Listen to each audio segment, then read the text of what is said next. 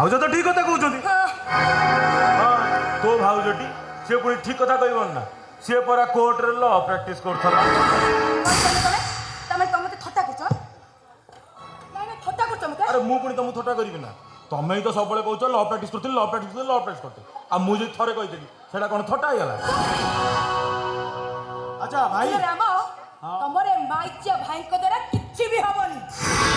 any की तमको तम बोऊ को मुआ खली कहिबाकू पड़िबो आ एई कथाटा बुझाई देबो जे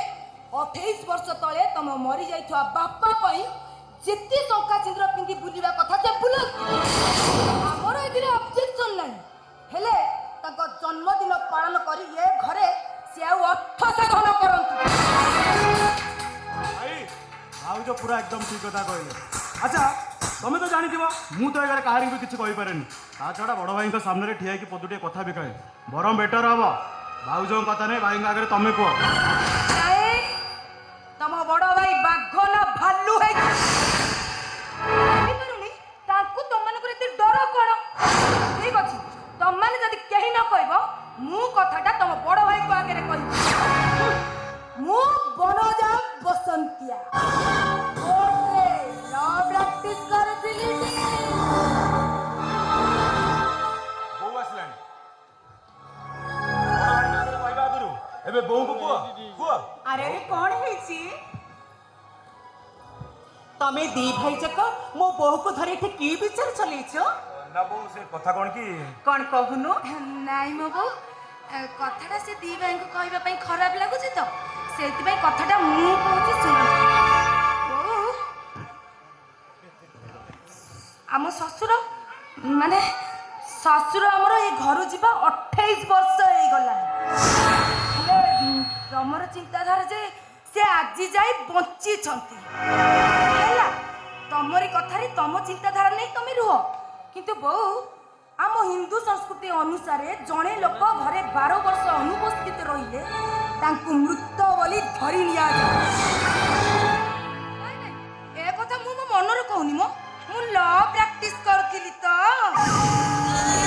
सेति पई आईन कानून विषय में के जानि छी तमे तम चिंताधारा नहीं ठीक जगह रुह हेले कथा कौन कि तांकर ए भली जन्मदिन पालन करबा एते लोक को खाया पिया को दबा पुनी सत्यनारायण पापा करबा ए सब पई मो मतरे नियाती गुडा गुटे बद्ध खट तेनु मु कोन कहतिली कि एई वर्ष थारु मो मतरे ए सब बंद हे गले भारी भलो होता हां बो बने जा कुछ ठीक कहू हां बो भाउज जहाँ भी कहते ठीक कथा कहते आसंता वर्ष ठार ये जन्मदिन पालनटा फास्ट बंद करदे बहुत भल हाँ आ छड़ा बापा जब बंची थे से घर को फेरी आसे आम कौन बाहर फ्री पड़ो बो मो मतरे भी जदि ये वर्ष टू बंद हो जाता ताले आमर भी बहुत अजथा खर्च बंची जाता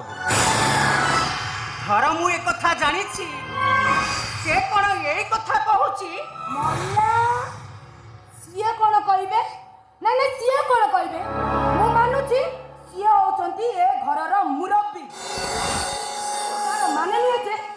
जोटा समस्त मानि नेबे से मानिबेनी जोटा न्याय जोटा ठीक सेटा समस्त कर मानि नेबा उचित तेनु ए वर्ष ठारू से जन्मदिन रो फास्ट बंद करंता तम बापंकर जन्मदिन ए घरे हबो प्रति वर्ष भी हबो जेही चाहिले भी जोर करी ताको बंद करी पाइबेनी हेले बहुत रे कथा पे एते जिदी कोन पई 28 वर्ष होला एगोरु चली जाइतो जण व्यक्तिर जन्मदिन फास्ट कोन तो बुझी पारुनी ए सब कथार मतलब कोन अछि ये सब